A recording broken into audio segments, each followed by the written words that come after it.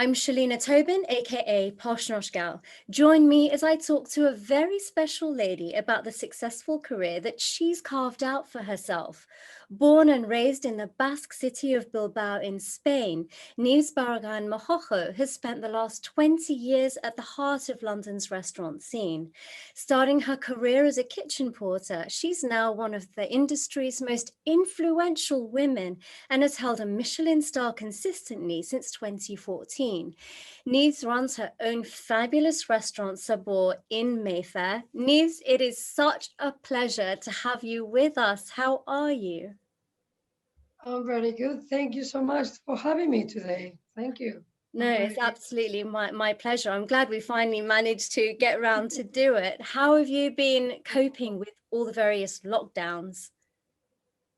Well, to be honest, I have been really busy, probably busier than ever because, Wow.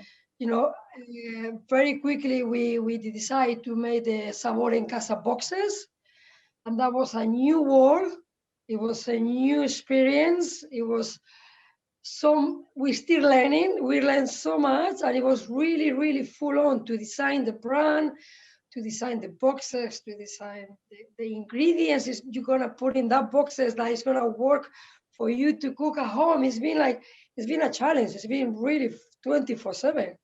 Yeah, I can imagine. It's amazing how you've just turned the business around completely. We're going to talk about Sabor en Casa in a little while. We're going to get to that stage. But I just wanted to start from the very beginning of your career. Not of your career, actually, the beginning of you, of Nieves. So Yes, I know from yes. the very young age of 7, you were preparing meals yourself. This was back in your hometown where you were born and raised in Bilbao. Could you talk to us about your childhood and what was it like for you?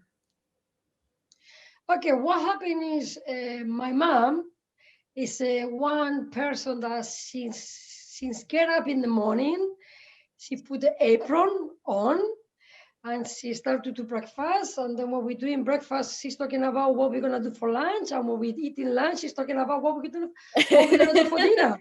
So that was our experience in the house. Okay, it was very, very much focused in food.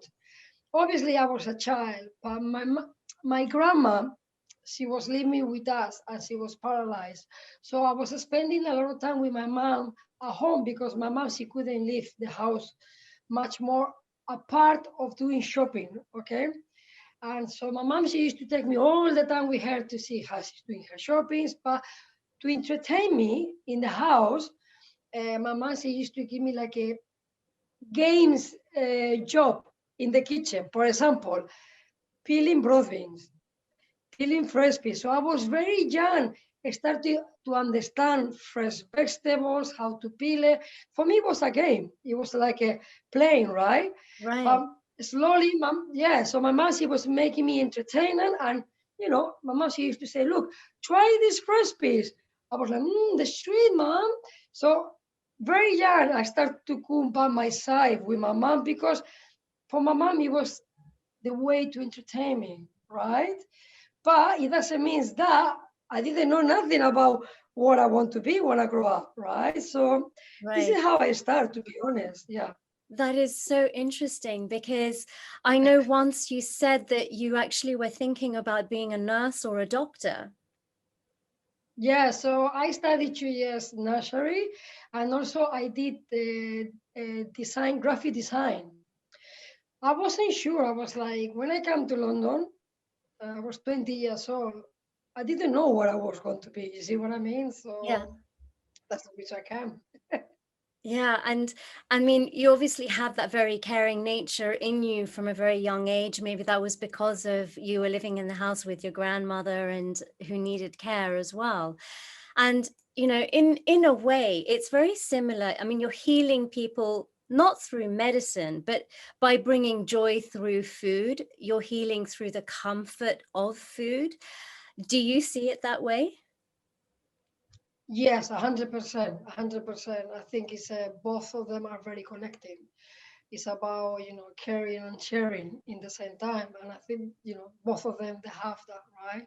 Yeah, yeah, absolutely. And so you touched on moving into London and not knowing really what you wanted to do. That was in 1998, and you only had plans to stay for 12 months. What attracted you to London to start with? Let's start there. First of all, as I say, I wasn't sure what I was doing. Nothing it was making me like, this is what I want to do for the rest of my life. Nothing. It was just giving me that sparkle. So, a friend of mine left in London, and she moved like 3 years before I came. And she used to say, Nieves, why you don't come to London for a year? And my boyfriend works in a very, very good restaurant called Simply Nico. It was 2 Michelin star by them. I was like, that is a good idea. Maybe I should come. 1 year, new language. I'm gonna meet new people. For me, it was like I'm gonna take 1 year break of my life. Yeah. I came to London and I was like, wow, I was blown my mind. Different cuisines, different ingredients, different cultures. Working in a French restaurant, for me, that was the key for me to understand what are the disciplines, what are how really to be a chef in the kitchen. Meeting so many different people around the world and starting to know new ingredients for me, that was like, wow, a year. It went like this. Yeah. My mom, she was telling me, okay, when are you coming home? I was like, no way, no way. It was like I was learning so much. I was like, I said, maybe next year. And then, I fell in love with London. I fell in love. Oh, wow. And so every year you told your mom, maybe next year, maybe next year. She stopped asking you now? Is she still asking? Yes, no, pretty much. Just a while ago. Just a while ago. Yes, yes, yes. No, Well, I yeah. mean, the food scene has changed so much compared to when you started in the industry, and London is well known for fantastic food. Do you feel that it's reached its pinnacle? Good Spanish in English. Sorry. So do you feel that it's, reached its highest level, or do you think that we can, reach much more higher standards of cooking now in London? Okay, I think London is pushing. London is about competition, not competition, but it's so much competition in the good way, not in the bad way. Okay, Yeah. and it's funny because this morning I was looking photos behind, and I was thinking, wow, it's like I think the quality of each individual's restaurants in UK, for example, if you go to an Indian restaurant, you're gonna taste really like Indian restaurant. If you go to a Spanish restaurant, I think they're really good at Spanish restaurant, and so on, so on. Okay, I think the competition and the power here is really strong, and this is, I think, is one of the strongest cities in the world by miles. I've been traveling a lot. Yeah, New York is amazing. You go to Hong Kong, it's crazy, really good. But the diversity London has is unique and is the best. Is the best.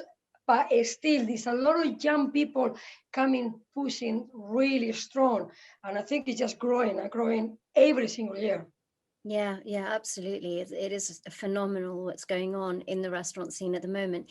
Even during the pandemic, it's still Mm. amazing to see how many different things and reinvention of businesses is going on. Um, you mentioned your first job, Simply Nico. You started as a kitchen porter. It was a very Mhm. difficult time for you, even though you loved London so much. That job in particular was, long working hours. There was a language barrier, and I'm guessing an all male kitchen. Can you talk to us about that time and, your motivation to get going, and how was it for you? Okay, basically, in that time, still, but in a different way, I used to do stupid hours. Sorry, but it was like 18 hours per day, 16 hours per day. Because that's the world, that is the way it used to be before, okay? But I think I was very lucky.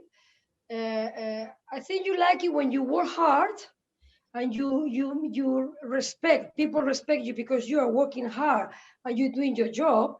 and then people look you in a different way, correct? So yes, it was, for me, it was very difficult. Different language, English, different language in a French cuisine. I was the only Spanish girl in there, and I was pretty much the only girl, pretty much the only girl. So it was, it was hard to start, but I don't know. I make my friends. Everyone was respecting me, and everyone. I don't know. I guess that I did like the people, right? The chef used to respect me a lot. That's why after a month and a half, 2 months, he put me straight away to the salad section. But you really need to work hard together. So that was my goal, and I think that's what they seen, that's what they saw. So that's why they respect me. Okay. Yeah, yeah. And I mean, I know at that time you didn't have really the ambition to become the chef that you are today. So what was it that changed for you? When I started to work in the kitchen port, I start to see the movement in the kitchen, because we all in the same kitchen, okay? So I start to see the vibe in the service, the adrenaline in the service. I start to smell different flavors. I start to see different ingredients. So pretty much from the first month, I was like, wow, I'm gonna show the chef that I wanna be a chef. I want him to put me in the salad straight away. Yeah. After that, 6 months, he put me in the grill. 6 months later, I start to do all the sections. But believe me, I was crying. I couldn't get up from bed, working 6 days a week, 16, 18 hours, no break. It was really, really hard. But I think I learned so much in that first 2 years that I understand now what restaurants need or your staff need for them to grow and grow with you. Yeah, it Yeah. was funny stories, I can tell Yeah. you. So, I mean, so was that your motivation then, the learning part of it, to learn everything you possibly could? That was your motivation to get through the long working hours? Yeah, because every day it was different. Every day I was learning something new. So for me, I was going to bed and it was like, yeah, I was Monday, Tuesday, Wednesday, it was fine. Thursday, Friday, and Saturday was like, okay, last day. But I was having fun. I was learning so much so quickly that for me it was like, I like this. I like it. I wanna let it go for 2 years to see what happened. And as I say, I loved it. I loved it. And what is your opinion on why there were so few women? I mean, it's obviously changed now, but there were so few women at your time, hardly anybody. It was not many. It was not many. I think in that time it was Angela Harnett and a few more. Hmm. As a proper, I wasn't even nothing in there. But I guess before the restaurants, it was behind the scene. The kitchens, it was behind the scenes. It was either underneath for the restaurant or on the back on the restaurant. So it was like very close area, a lot of heat, a lot of people together, you know what I mean? The stress automatically was 50% more the way it is now in an open kitchen where you can interact with your guests. The chef, I always say to the chef, speak with the customers. I think it becoming like, okay, kitchen is not that hard. It's not that environment where like it's only men, because it's such a beautiful, beautiful to be a chef. It's a beautiful thing. It's Yeah. beautiful. I love your passion. You're so passionate about it, and it really just comes shining through. How Oh, thank you. important how important is it for someone who has an ambition to be an executive chef to start from the ground up like you did? I guess in that time, it was, I mean, I don't know if I want to call it ambition. My goal, it was, okay, London, it needs a proper Spanish restaurant. Okay. I was obviously being in a few different restaurants. Obviously, my blood is Spanish food. So obviously, I wanna make sure that maybe one day I have my own restaurant, or I work in the best Spanish restaurant in London. That was my goal. It was the time for me to develop that, to show to London that the Spanish food, Basque cuisine, is amazing. So that was my goal, to present that in London. But how And important is yeah, it, do you feel, to start, like, to cover all the bases in the kitchen? So you started as a kitchen you porter. have to. How important is it to start from that level? Because you see everything, so then you understand your staff.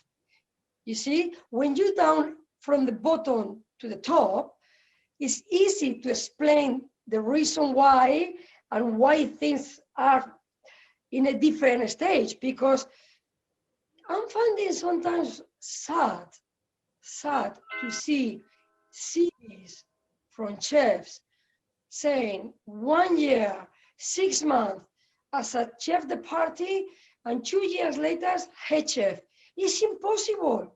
It's impossible. And I think we need to not stop that. But I think it's important to everyone understand it. First is the first button, second button, third button, because everyone wants to make a perfect restaurant.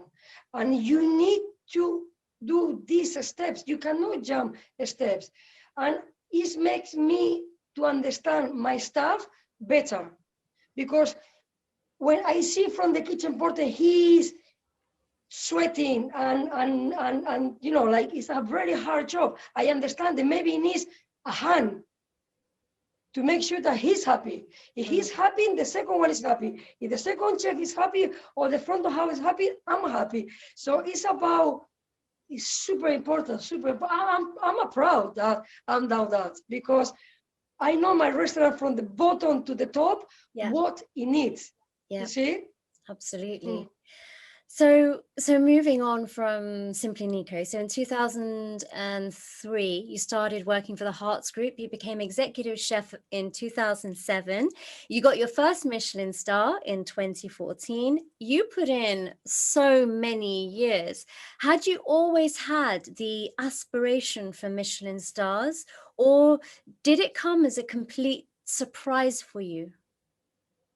That was my first goal. It was, okay, we open Fino. That was the real Spanish restaurant. It was going to happen in London. Fino, it was being with the Hart brothers. It was one of the best things happened to me. Okay, so the main goal, it was to people understand. Oh my God, this Spanish restaurant. I started to put the chipirones, the black rice, but that was not my goal. It was, again, step by step. First, let's make sure that we open an amazing restaurant, and then people understand a Spanish restaurant, Spanish food. Then we open Barrafina. And then Barrafina was open plan, no reservation. And it's when I start to develop myself to say, okay, let's try different areas from Spain cooking. Let's see what is the feedback. It was working, it was getting so successful. So that was the goal of Barrafina in that time. Never thought in a bar looking like a counter, people sit down in a stool, and never thought that we're gonna have a Michelin star. So that was, wow, such a injection of adrenaline, and even more power to doing more better what you do for you and for your staff. That was unbelievable. Unbelievable. And the moment you found out about the Michelin star, can you remember exactly how you found out? Tell it's me a the story. it's a really funny story, okay? Okay. So it was 7 o'clock in the morning. I was coming out from the shower, and Sam Hart, he called me, and I saw the number on the phone, and I was like, oof. Normally he never called me at 7 o'clock in the morning. Okay, I was like, wow. I was thinking like maybe something bad happened, to be honest. And they were like, Nieves. I was like, everything okay, Sam? He said, yeah, yes, just for you to know that we won a Michelin star. My toe dropped. I was running around from the house naked. Who I else was like, was in the house? yeah, it's not that big. But in that moment, I was just, I need to escape. I need to escape. So I was like, wow. I start to call all the staff, call my family.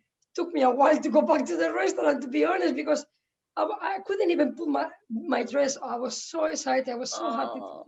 him and for everyone. It was, it was a long journey. It was a long journey. Yeah, Very good. absolutely. Long journey, the amount of hours you put in, that was it was really a testament to, I think, your hard work. So in 2018, that's when you opened Sabor. You decided to pursue your own dreams of opening your restaurant. What are the things that really empowered you to start on your own? I think I was with the Hart brothers for 16 years. Yeah. And, I love Barrafina to beat. In that moment, it was 4 Barrafinas. And I thought, okay, I think it's time for me and my business partners, Jose. As a chef, your dream is to have your own restaurant. So we decided to open Sabor. Sabor, it means flavor. But we decided to open something that it wasn't yet in London, and that was the brasserie. So we decided to have a bar, which it was focused more like a South Spain, and then the counter, but people are sit down, open plan, and then the brasserie, which is the where we brought the unique wood oven to roast suckling pig. So that is a traditional Spanish cuisine. So that was my dream, to have the entire Spain in one restaurant. Wow. That was my dream. So it became true. And what gave you that strength to really take the plunge? Because I'm sure there's a lot of people who always are thinking, I want to have my own restaurant, but they don't have the courage. What gave you the courage? Was it, finding your relationship with Jose Etura, who is the manager? Was it that partnership that gave you the strength to take the plunge, or did you have other 100%. support in different ways? I mean, 100%. Jose and I, we were working together for 15 years. He came later on after when we opened Barrafina from the very beginning. And Jose and I, we almost like a marriage, we like super close. And of course, for me, we knew it, him being so amazing on the front of house. I mean, doing what I think I know a little bit. Both of us, obviously, if it was maybe not for Jose, I don't know. I think Jose was one, and also you need to find the investors as well. But that was no problem. I think for me, what it was making me sure it was okay. If you do that and I do this, we can create something amazing, and Mm. we still are proud of what we done. To be honest. Yeah, it's really quite, it's one thing to be an executive chef of a restaurant chain, quite another to be the chef of your own restaurant. Talk to us about the shift in your role. So how different is it for you, what you are actually doing, and what it means to you, most importantly? It's very funny because I say to Jose, I say, it hasn't changed anything to me since I left Hart Brothers. I think I used to do what I still need to do in Sabor. But obviously, you need to start to have more attention to your stuff when it comes to numbers, when it comes like a business, when you start to have like a countess business. That is the hardest part because it puts you a little bit off from the kitchen. But I still peeling potatoes sometimes. I still polish glasses if I need it. I think when you have your own restaurant, You do you have to everything. be capable to do anything to make it work. And that is the beauty. That is the beauty. I like what I'm doing. I'm willing, I'm Jose, to do whatever it takes. For the time we open the doors, the restaurant is ready. So it hasn't changed much, to be honest. I think I was doing for the last 16 years exactly the same what I'm doing in this one as when it comes to manage part. Yeah. And you've had incredible success with Sabor since it opened. Just to give people a little idea about the awards that you've received: AA Restaurant of the Year, obviously the Michelin Star, National Restaurant, fifth best, and GQ Best Breakthrough. The success you've had since it opened is just incredible. Tell me how you feel about all of the acknowledgements that you've received. That the only thing it makes you to think is that okay, now I need to work even harder To keep because it. to keep it. Yeah. But I think when you have an amazing team Mm, and the team works beside you, mm, everything is easier. And this is the way it is. It's not only about me. It's not only about Jose. It's about to make sure that the team works with you, follows you, and understand what sabor it have to be. And that's why I think we're very proud. We don't call it staff, we call family to start. We always say this is a family team. And when they start to see you working hard, when they start to see you look after them, mm. they're doing the opposite to you. They're doing exactly the same. Sorry. So it becomes a family and team. So that's why all this success coming. It's not about me, of course. It's about a family team. And Right. this is and the staff is just get the staff is just get even more excited. So the following day they even oh my god. So they keep going. This is a good thing because this adrenaline for them to carry on. Yeah, it kind of, the passion, I guess, that you share with them, if they feel it, they'll be as loving and passionate towards the business as well. That's it. It's the only way. You have to be a leader. Yeah. You have to be a leader, Yeah. 100%. This is one thing I learned from the bottom. Really important to be a leader. Some people say, yeah, boss. No, no, I'm not boss. I'm not the boss of anyone. I'm we here. I'm working with you. I don't like when people call you boss. I don't like. I hate it. Yeah. I hate it. It's not nice. Yeah. So what are the things that you, I mean, apart from sharing your passion, of course, what are the things that you do to really encourage your team and to lead your team, like the way that you're saying? Okay, I'm one person that when I'm at work, I'm switch on and I pretty much every day I like to be the same as a human being. Okay, Yeah. they need to see you that you are stronger than ever. If something happened, they need to rely on you. So you are the last person. They have to believe in you. You need to make sure that you change the menu, the specials every day. So every day I bring something new. So they're all like, oh my God, what's happening today? So Okay. we all talking about new ingredients, new food. I trying to travel with them before, always with the suppliers. You're trying to go to see the fishmongers, maybe flying to Spain to see the pigs, the Iberico. So you need to be continuously, they need to understand that, you show them that you care. So Right. Yeah. all this is what they make them to be happy, I guess. So passion, excitement, and education, knowledge. Every day is for them Amazing. to don't get in a routine. Yeah. Yeah. It's 100%. Every day they need to learn something new, and that's what it used to happen to me. Mm. So that is why they keep the motivation. Yeah, absolutely. So 2020 saw Sabor, like many others, reinvent into home delivery to cope with the pandemic. Talk to us about this journey and how did you feel about creating, this new side to the business? And it was a very difficult time. So even though it's a new side, I'm sure you were very nervous more than excited. But tell us about what did you go through at the time? Oh my gosh. So, first of all, we all thought it was going to be for 3 months. Yeah. Okay. Yeah. Jose, my business partners in that time, he flew to Spain. and then he couldn't come here. So we need to start to do meetings by the Zoom every day. This is new for me. This is new for me.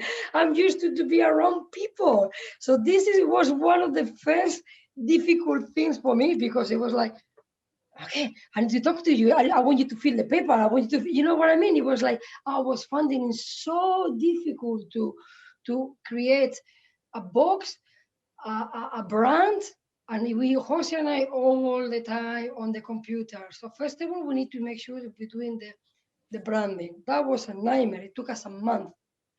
Yeah. The design, graphic, how we gonna call it? Okay, at the end is Sabor en Casa. We design the box. It looks like at the house, and then okay, let's create a nice boxes where the people have to cook at home, but still quality. So I have to go back to the restaurant by myself, do a lot of tastings. Then you need to record them videos for the people to know how they can cook the videos at home. Then you have to type the recipe. My God, it was full on, Monday to Sunday, a new business that we didn't want to make our brand dirty neither, because what happened if by any reason people, they're not happy when the boxes, when they receive when they're receiving the food, they're not happy. That it will damage your reputation. Yeah. So it was very stressful, as you say. I was more worried than ever, because we never did that. But we're very proud. It went fantastically well. We've been even doing like 300 boxes per week. Wow, amazing. Yeah, I was working 27 hours.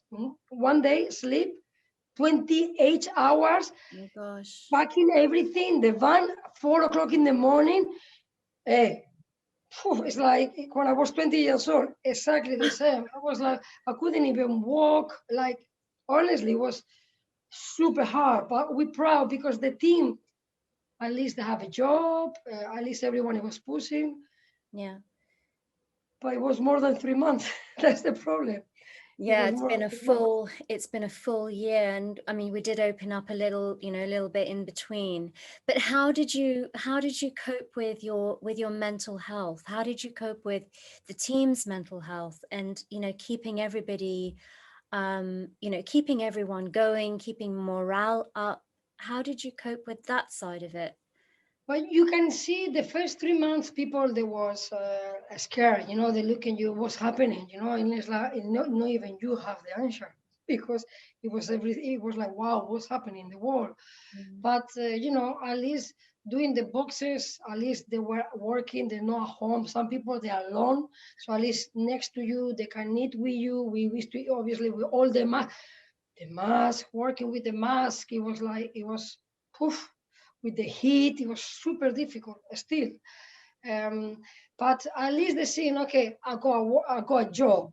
At least I go every day to work. They give me food. You're giving you're giving kind of the cuddle that. But you can see people used to say, Nieves, you think this is going to be long? You think this is going to be long? You think, you can see they were worried. But again, in the boxes, after 3 months, I started to change the menu pretty much like every 2 weeks. So at least for them, it was working in a different way. It was no service, but they're still working. And I think that they saw Jose and I all the time. So I think they felt like we were our family. You know what I mean? Of course. But yes, Yeah. yes. To go through something like that together as a team, I think, and to see something new, you're starting something new, and you're, going through all the logistics together, like, packaging, something even simple like that. Labels, everything. Yeah. Yeah. It was fun. It was fun. And is it something that you're going to continue with, or is it going to stop? Okay, so this is the thing. It's been really successful. You can see like pretty much a lot of regulars, they've been asking, they've been ordering pretty much every way. It's been really successful. But now our goal is we're going to stop for a while, at least for a whole summer, because now we want to focus in Sabor. Sabor is got the asador, it's got the counter. Our main thing is the team.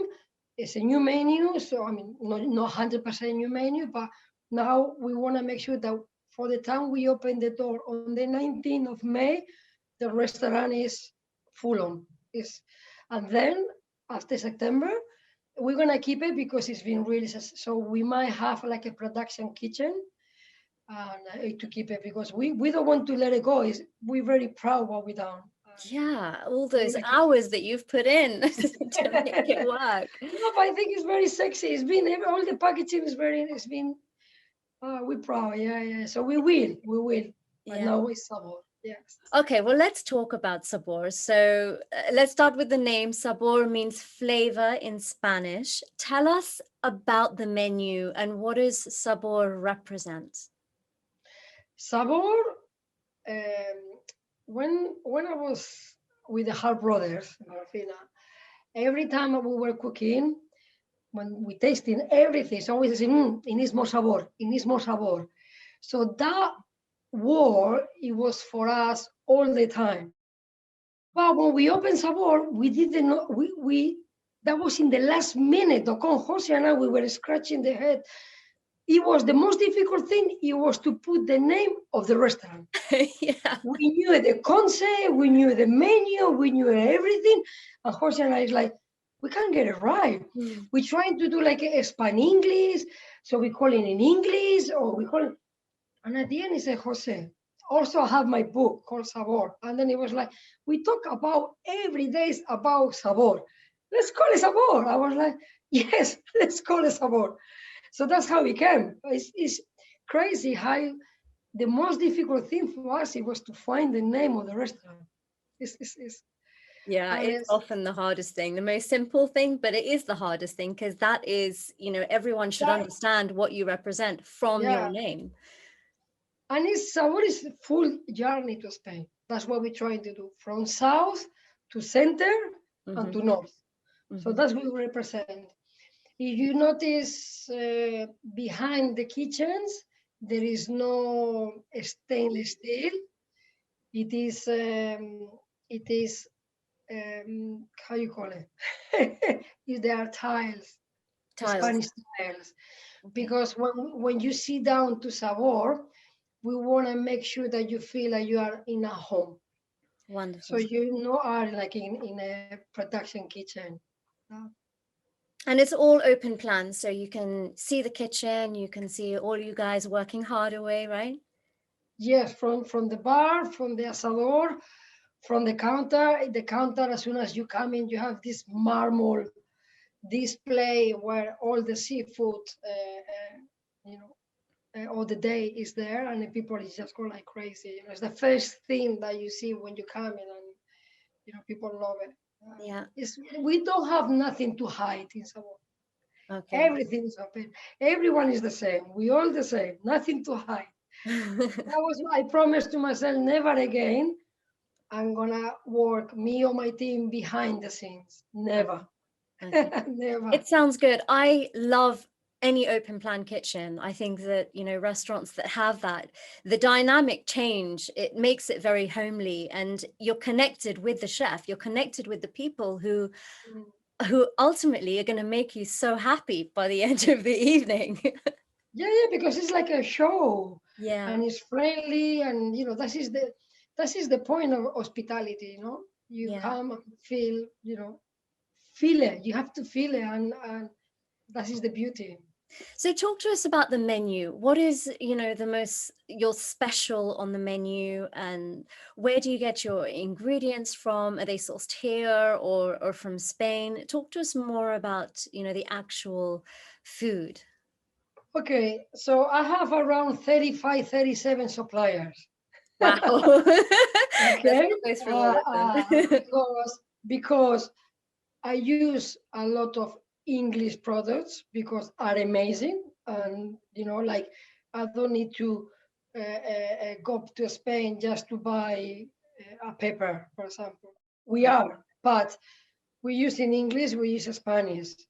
Now I use in Scotland, so maybe from Scotland, maybe I only get the langoustines and the scallops, and then it's another supplier who I only buy in the mussels. You see, so I go only one supplier to get the best out of the best.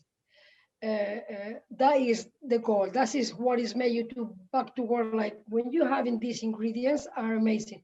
Iberico pork, it have to be from Spain. Some tomatoes we're using from Spain. So I use in Spain, by using UK as well. You know, UK seafood and fish are amazing. Yeah. Are amazing. It's not in Spain we have a good fish.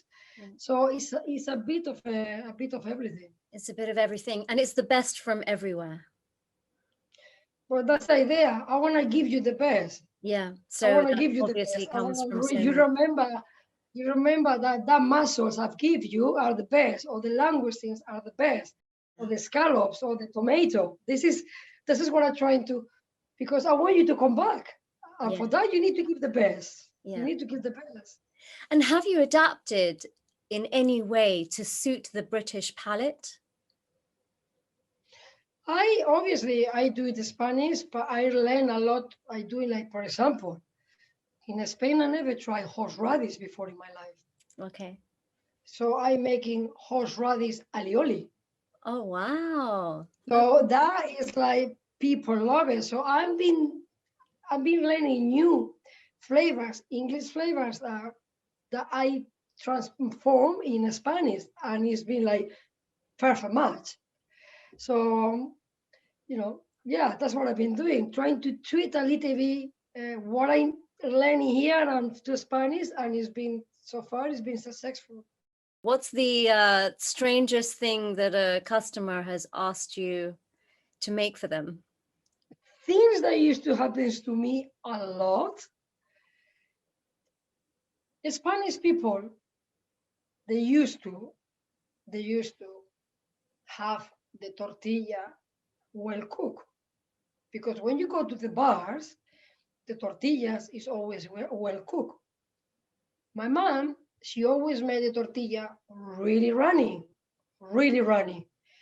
and this is the way I like it. And I like my tortilla hot. I don't like my tortilla cold.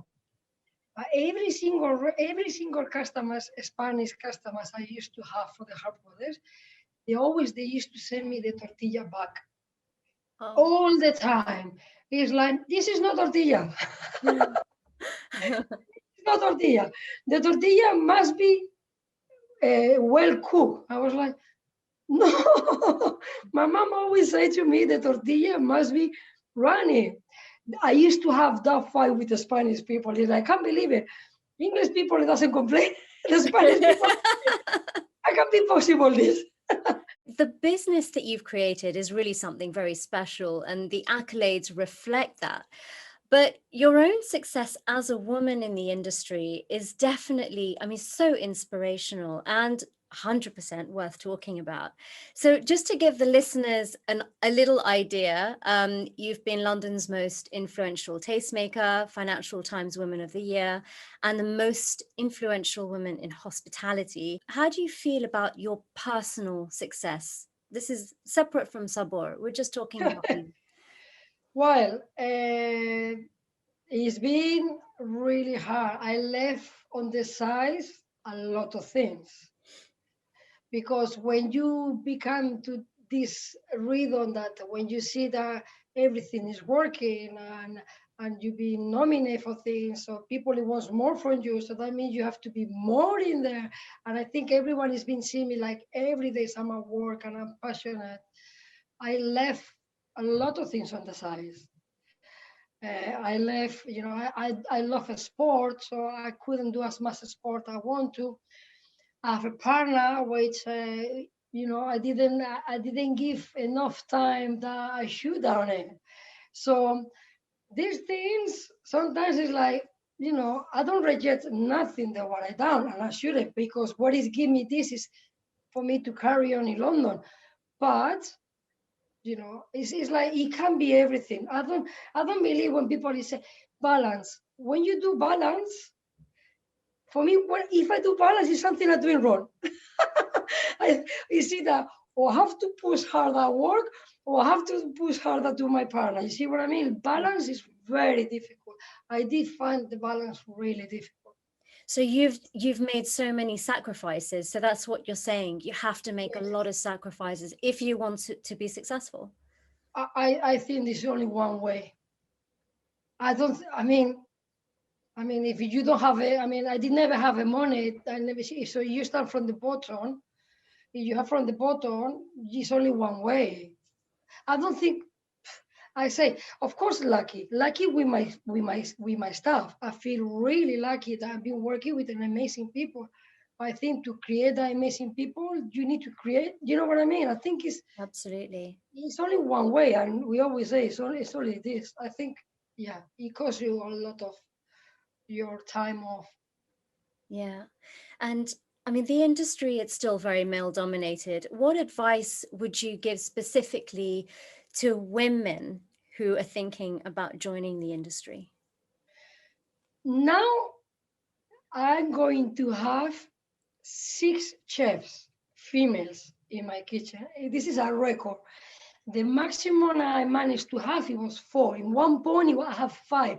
Now we are starting with 6, which Wow. is amazing. I'm receiving a lot of CVs from females, so it's changing a lot. Soon, it's gonna be like obviously not 50-50, but what it is, I mean, it's as I say, it's a beautiful, beautiful career. I don't think I can imagine being doing another thing. Your travels, you meet people around the world. Every time I go anywhere, Thailand, Hong Kong, always I meet someone. It's all up food, hospitality. It means happiness, people, friendship, good wine, good food. It's, Yeah. for me, this is a vacation. It's a holidays. It's not work. I'm calling holidays. So it's a beautiful, beautiful industry. It's hard because remember, hospitality is lunch and dinner. This is the difficult thing. It's lunch and dinner. And dinner. Yeah. So Long, long you need to, hours. it's like, but if you really want to, you really care what as it will take you years, but when you're there, it's beautiful. It's Yeah. beautiful, but it's gonna be hard. But when you love someone, the heart you find the strength. You find the strength. Yeah. I'm getting strength from you just talking to you, Nieves. Thank you. Okay, so this is my signature question, which I like to finish off with. Could you tell me something about yourself that nobody knows, no one knows about you? I don't know. As I say, I love sport. I used to be very good in tennis. I miss that before I come to London. But I love sport. Sometimes, in my difficult times, I say to myself, "Why you didn't carry on doing sports?" Because you were in that time. I was very good in sport, but I never thought again, I was going to have the opportunity. But that is my story. Sometimes, yeah, sometimes in my difficult times, I say, when you think like you're gonna throw the towel, because Yeah. I've been many days like this. Sometimes I say, why I didn't carry on doing a sport? Why? I don't know if that's a story for you that it counts. How often do you go back home? Okay, so sadly, I haven't been since 1st January 2020. Every Christmas, I'm going to Spain with my family. Mm. My mom's birthday is on the 31st of January. Sorry, December, New Year's Eve. Okay, I never missed it. I haven't been. Sabor in Casa, it was keeping me super busy. And then we did Sabor al Fresco. And then we opened the restaurant and then we closed. I just did my vaccination today. Oh, congratulations. So as soon as I can, I need to go. I haven't been. This is the longest I've been a part of my family. 16 months is too long. It's too long. Yeah, yeah. They must be so proud of your success. Yeah, yeah. My mom is. I was on the TV in the past TV last week. So my mom, she said, I was kissing the, I was kissing the TV. Oh, Sweet, that's so sweet. sweet. And has she visited Sabor? Yes, my parents they used to come every year here, every year, and I always travel a week with them on the Christmas. but not in the last 16 months. So Yeah, it's a sad time. We've spent a lot of yeah, time away from our loved ones, but I guess as mm, long as everyone is safe and in good that's it. health, Yeah, that's the best we can hope for at the moment. yeah, Nieves, that's it's it. been so awesome chatting with you. Thank you so much for your time. Thank And you. guys, I hope you enjoyed today's interview. If you want to keep up with what Nieves is up to, she's at Nieves_Barragan1, and I'm at Poshnoshgal. If you enjoyed today's interview, please subscribe, rate, and review.